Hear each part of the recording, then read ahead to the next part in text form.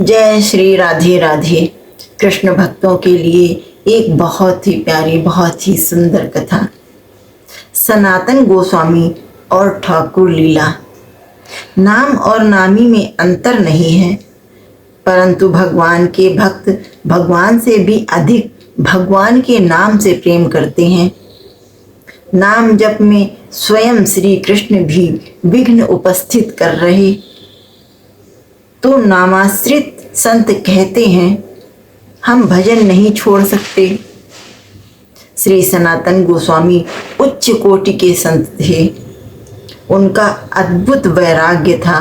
महीने में एक बार मथुरा के ब्राह्मणों से भिक्षा में रोटी मांग लाते और रज में गाड़ देते। रज यानी मिट्टी में, धूल में जो मिट्टी होती है, गीली गीली मिट्टी होती है, उसमें गाड़ देते।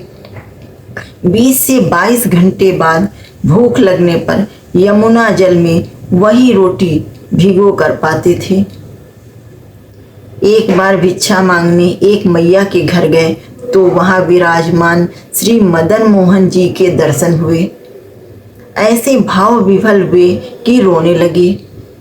मैया भी उच्च कोटि की भक्ता थी और ठाकुर जी उस मैया के साथ अनेक लीलाएं करते थे। ठाकुर जी यानी कि हमारे बंसी बजैया, हमारे कृष्ण ग्रहिया, उनके साथ लीला किया करते थे। जब जब श्री सनातन गोस्वामी उनका मन दर्शन के लिए व्याकुल होता तो वे उसी मैया के घर जाकर दर्शन करते रहते।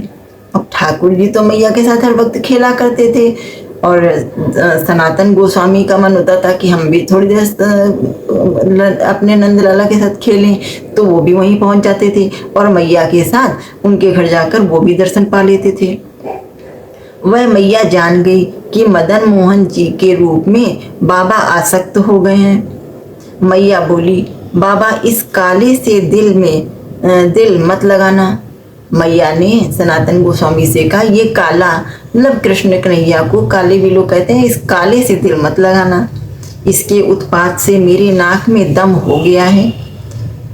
इतने छोटे से लल्ला है, इतने प्यारे से लल्ला है। कृष्ण जी को सभी प्यार करते हैं, कान्हा को सभी प्यार करते हैं। कभी वो सांवले सलोने रूप लेके पास आते हैं, कभी नटखट बालक का रूप लेकर पास आते हैं। तो इसके उत्पात से मेरे नाक में दम हो गया है। ये बड़ा उद्यमी छोरा है। कभी धूल मिट्टी में खेलता है, कभी कपड़े फाड़ कर लाता है। मेरा सारा लिबास तो इसने छीन लिया, मैं अकेली बची हूँ। प्यार का बखान, प्यार की इतनी महिमा है कि उस प्यार में वो कान्हा को अपने गोद में खिला रही हूँ, मानो उसको पुचकार रही हूँ। कान्हा के प्यार में इतनी डूबी हुई हैं कि बस उसी के बखान में लगी हुई हैं। अब दूसरा कुछ हो ही नहीं पाता, केवल इसी के पीछे समय बीत जाता है। सारा दिन ये शैतानी करता है और सारा दिन मैं इसके पीछे दौड़ा करती हूँ। ये देखो भक्त की महिमा। एक भक्त मैया जिसके पास कान्हा दौड़े चले आते हैं उसके खेलने के लिए, उनके साथ उनका मन लगाने के लिए। तो अब दूसरा कुछ नहीं हो पाता, केवल इसी के पीछे समय बीत जाता है। इससे दिल मत लगाओ बाबा। वो सनातन गोस्वामी को समझा रही हैं कि मैं तो सारा दिन इस नटखट के पीछे परेशान हो जाती हूँ, तुम इससे दिल मत लगाओ, नहीं तो तुम भी परेशान होगे। सनातन गोस्वामी बोली, हमारा तो वैसे भी सब कुछ छूट गया है। एक लंगोटी के बाबा जी हैं और इन्हीं से प्रेम करने के लिए ब्रज में रहते हैं। जो भी ब्रज में रहते हैं वो सब कृष्ण लल्ला से इतना प्रेम करते हैं कि उनको हर चीज में अपने नटखट बाल मुकुंद ही दिखाई देते हैं। मैया बोली, तो बाबा यदि ऐसी ही बात है तो ले आओ इस चंचल छोरे को अपने संग ले जाओ। मैया ने कहा, दोनों के बीच में बड़ी रस भरी बातें चल रही हैं। तो मैया ने कहा, अगर तुम इतना ज़्यादा कह रहे हो तो इस छोरे को अपने साथ ले जाओ, बहुत ही चंचल छोरा है, इसको अपने साथ रखो। ठाकुर जी को साथ लाए और आदित्य टीला पर विराजमान कर दिया।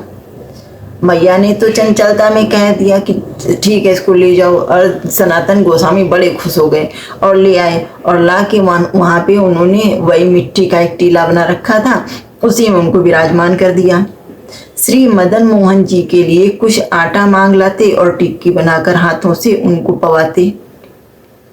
पहले तो मिट्टी की या कहीं से जो भी मिल गया वो खा लेते थे, सो जाते थे, लेकिन अब तो मदन मोहन जी आ गए, अब तो बाल गोपाल आ गए, अब तो उनको खिलाना जरूरी है। तो कहीं ना कहीं से थोड़ा बहुत आटा मांग लाते थे और उसकी छोटी छोटी रोटी पवा लेते थे, पवा के उसी से भोग लगाते थे। एक दिन भगवान बोले, बाबा आपके हृदय में भाव बहुत है और उस भाव के कारण टिक्की में बहुत स्वाद आता है, पर थोड़ा राम रस नमक भी डाल दो तो स्वाद अधिक बढ़ेगा। अब सादी रोटी किसी से खाई जाती है, उसमें कुछ मीठा रख दो या कुछ नमकीन रख दो तो खा सकते हैं।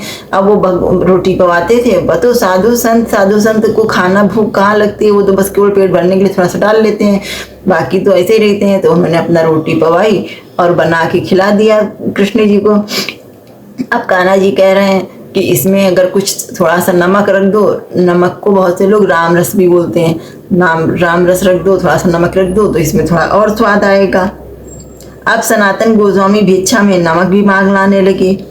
कुछ दिन बाद भगवान बोले कि बाबा टिक्की में स्वाद तो बहुत अच्छा है, परंतु बड़ा सूखा है, इसमें घी पड़ जाए तो सट से गले से नीचे उतर जाएगा। अब कृष्ण जी ने कहा कि थोड़ा सा घी भी मांग लाओ, तो इसमें अगर घी चुपर के नमक लगा के दोगे तो बहुत अच्छे से गले से उतरेगा। सनातन गोस्वामी बोले, अब हम समझ गए कि तुम मायापति हो, कल कहोगे रसगुल्ला लाओ, परसों पकोड़ा लाओ, खीर लाओ। बाबा लोगों को बहुत सी चीज़ों से मोह तो होता नहीं है, वो तो बस जो कुछ भी मिला खा लिया, पेट भर गया, भगवान भगवान राम राम जप रहे हैं। अब उनको कृष्ण की बातों में थोड़ा सा गुस्सा भी आया और चढ़ के बोले, हाँ अब तो तुम कहोगे पकौड़ा लाओ, रसमलाई लाओ, खीर लाओ, तो ये हम कहाँ से व्यवस्था करेंगे? हम तो भजन करने के लिए बाबा जी बने हैं, तुम्हारे बढ़िया बढ़िया भोग के चक्कर में हमारा भजन छूट जाएगा, इसकी व्यवस्था तुम करो, हम कुछ नहीं जानते हैं। एक दिन आगरा जाने वाली एक व्यापारी की लाहौरी नमक की नाव यमुना जी के किनारे अटक गई। बड़े प्रयास करने पर भी नाव नहीं निकल रही थी। एक बालक ने वहां आकर व्यापारी से कहा कि चिंता मत करो, यहाँ आदित्य टीला पर एक बाबा भजन करते हैं, उनका दर्शन कर लो, सब ठीक हो जाएगा। वो तो बाबा थे, भगवान की पूजा भजन में हर वक्त लगे रहते थे, वो तो ये भी नहीं समझते थे नटखट बालक हमारे साथ भगवान यही बैठे हुए हैं, तो बस वो तो भगवान के दर्शन में लगे रहते थे।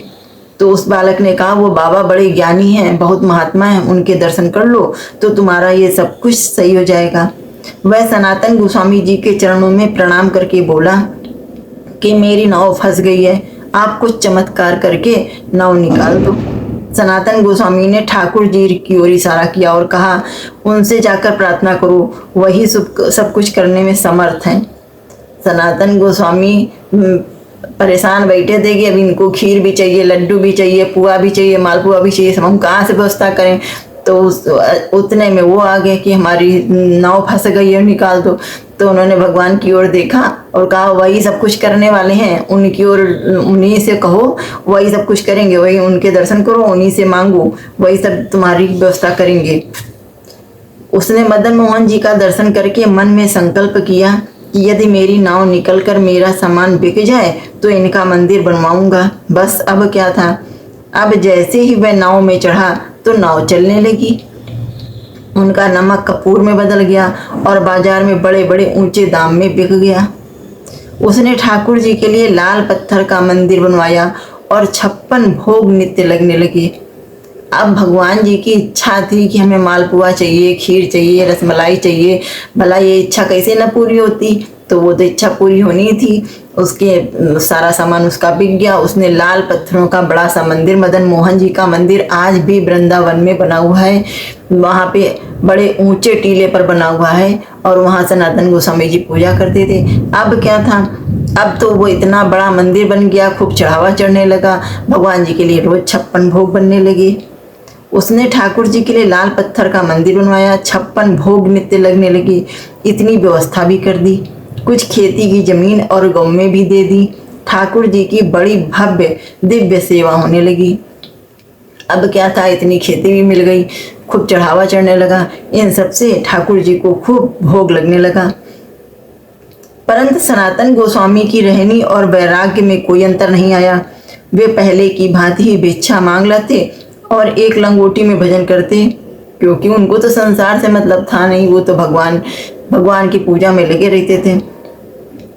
युगल रस के उपासक न केवल भक्ति सांसारिक बल्कि 6 प्रकार की मुक्ति, सालोक के समीप, सारूप्य, सायुज्य, सरष्टि एवं कैवल्य की कामना को भी त्याग देते हैं। मतलब उनको संसार की, समीपता की, किसी भी चीज़ की उनको आवश्यकता नहीं थी। वो तो बैरागी होते हैं, बस भगवान के भजन पूजन में लगे रहते हैं। उन्हें तो जहाँ कहीं भगवान का रस चाहिए, भगवान का प्रेम चाहिए, भगवान की महिमा चाहिए, किसी भी कामना को वो त्याग देते हैं। वे प्रिया प्रीतम में निष्काम प्रेम को बढ़ाकर संसार के आवागमन से सहजता से मुक्त हो जाते हैं। अब ठाकुर जी के मंदिर में 56 भोग लगने लगे। अगर भगवान में प्रेम नहीं है, भगवान से प्रेम नहीं है, तो वो भी इसी रसास्वादन में डूब जाएगा। उसको भी लगेगा 56 भोग लग रहे हैं, खूब खाओ पियो मौज मस्ती करो। लेकिन सनातन गोस्वामी वो तो भगवान के भक्त थे, सच्चे भक्त थे। उनको तो एक लंगोटी पहनी थी, भगवान की पूजन में भजन में मन लगना था। उनको तो जो मिल गया खा लिया, पेट भर गया। तो ऐसे लोग जो हैं सारी कामनाओं को त्याग देते हैं और सिर्फ प्रिया प्रीतम में अपना प्रेम रखते हैं। सिर्फ श्याम सुंदर और श्यामा जी को ही प्रेम करते हैं, उन्हीं में उनका ध्यान लगा रहता है। संसार की आवागमन से सहज मुक्त हो जाते हैं, मतलब बड़ी आसानी से मुक्त हो जाते हैं। उनको संसार से मतलब नहीं है, सिर्फ भगवान से मतलब है। एवं उनकी महल टहल को प्राप्त कर लेते हैं, मतलब उनके धाम पहुंच जाते हैं, जहां उनकी डेली सेवा हो रही, रोज पूजा हो रही है, रोज भक्ति हो रही है, जहां सिर्फ उनका ही सब कुछ दिख रहा है, भगवान की ही लीला दिख रही है। ऐसी जगह पे पहुंच जाते हैं और भगवान की लीला नित्य निरंतर देखा करते हैं। ऐसे उपासक प्रेम में अनुरक्त होकर युगल विहार का भावपूर्ण नेत्रों से सदा दर्शन करते रहते हैं। जहाँ पर हमारे श्याम सुंदर रहते हैं, प्रिया प्रीतम रहते हैं, वहाँ पर हर वक्त वो उनके दर्शन किया करते हैं। प्रिया प्रीतम के आनंद में विहार में सदैव मगन रहते हैं, उनकी भक्ति में सदैव मगन रहते हैं, उनकी पूजा में सदैव मगन रहते हैं और अपने इन नेत्रों से सदा उनके प्रेम भरे दर्शन किया करते हैं। जय जय श्री राधे राधे राधे, जय श्री कृष्ण।